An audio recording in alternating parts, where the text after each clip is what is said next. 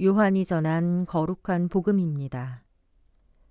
그때 요한은 예수님께서 자기 쪽으로 오시는 것을 보고 말하였다. 보라, 세상의 죄를 없애시는 하느님의 어린 양이시다. 저분은 내 뒤에 한 분이 오시는데 내가 나기 전부터 계셨기에 나보다 앞서신 분이시다 하고 내가 전에 말한 분이시다. 나도 저분을 알지 못하였다. 내가 와서 물로 세례를 준 것은 저분께서 이스라엘에 알려지시게 하려는 것이었다. 요한은 또 증언하였다. 나는 성령께서 비둘기처럼 하늘에서 내려오시어 저분 위에 머무르시는 것을 보았다. 나도 저분을 알지 못하였다. 그러나 물로 세례를 주라고 나를 보내신 그분께서 나에게 일러주셨다.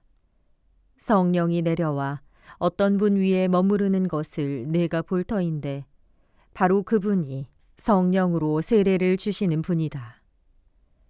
과연 나는 보았다. 그래서 저분이 하느님의 아드님이시라고 내가 증언하였다.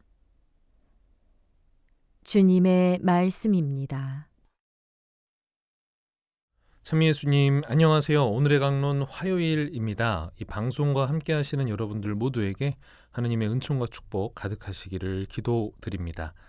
연초 시작이 좀 괜찮으신가요? 네.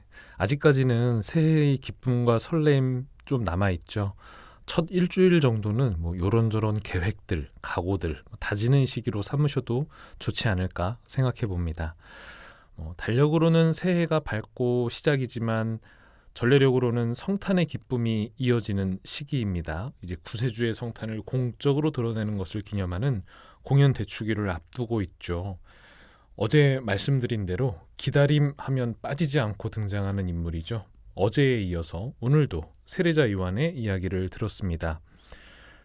이 아마 대중들의 시선이 자꾸 세례자 요한에게 쏠리는 것 또한 아마 성인께는 커다란 부담이셨을 겁니다.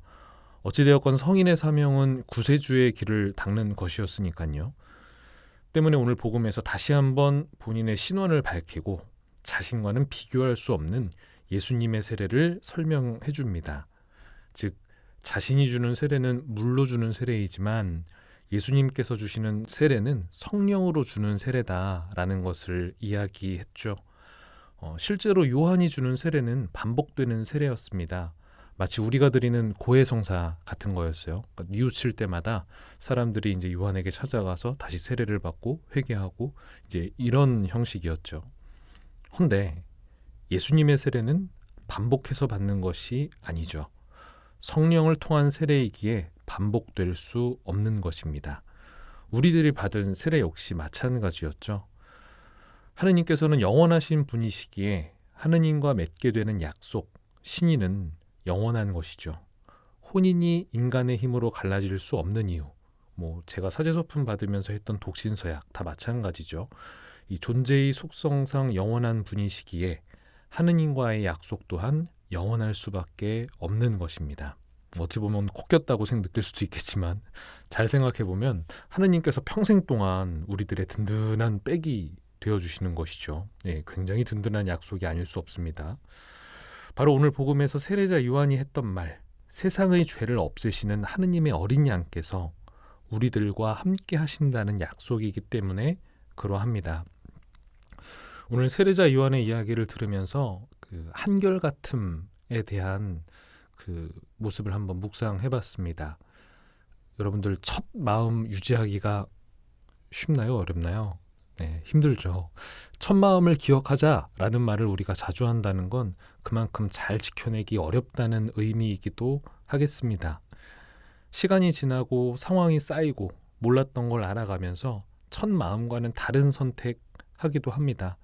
그야말로 첫 마음이 흐려져서이기도 혹은 그때는 너무 순진했노라고 되뇌이기도 하죠. 물론 동기가 정화돼 가면서 자리 잡아가는 경우도 있긴 하지만 가끔은 시간이 지남에 따라 우리들의 욕심이나 안주하고 싶은 마음 때문에 첫 마음과는 달라져 버린 선택을 하기도 하고 때로는 그것을 합리화하기도 합니다. 세례자 요한도 마찬가지였죠. 아무런 유혹 없이 그냥 평생을 살아가신 게 아닙니다. 분명히 구세주를 위한 준비를 하겠다는 첫 마음이었겠으나 몰려드는 군중들, 점점 올라가는 유명세, 헤로데 왕까지 두려워할 정도의 모습은 그만큼 많은 유혹들에 둘러싸일 가능성을 높여줍니다. 그럼에도 요한은 평생 자신의 길을 이어나갔습니다. 마지막까지 예언자로서의 사명을 완수하며 첫마음을 놓치지 않은 것이죠. 한 해를 시작하며 지금 하게 되는 결심들, 마음들, 물론 중간에 많은 유혹들이나 흔들림 당연히 함께 할 겁니다. 그럴 때 오늘 세례자 요한의 모습을 기억할 수 있으면 좋겠습니다. 그 월드컵 이후로 한동안 유행했던 말 있죠. 중꺾마. 네, 중요한 것은 꺾이지 않는 마음이다. 지금 우리가 가지게 되는 좋은 결심들이 흔들리되 꺾이지 않으며 한 해를 보낼 수 있는 은총이 우리 모두와 함께 하기를 기도하겠습니다. 좋은 하루 되세요.